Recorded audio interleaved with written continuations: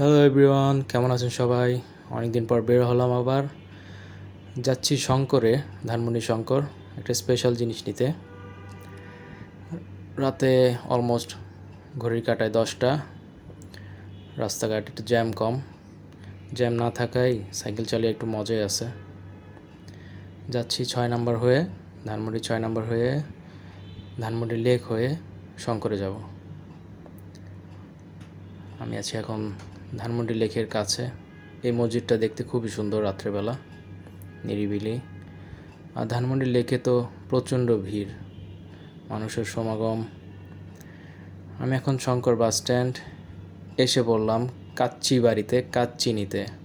এটাই হচ্ছে সেই স্পেশাল জিনিস। তাদের দোকানের পরিবেশ আর কাচ্চির স্মেল অসাধারণ। নিয়ে আসলাম বাসায় পার্সেল, আজকে রাতের খাবার। Good night everyone.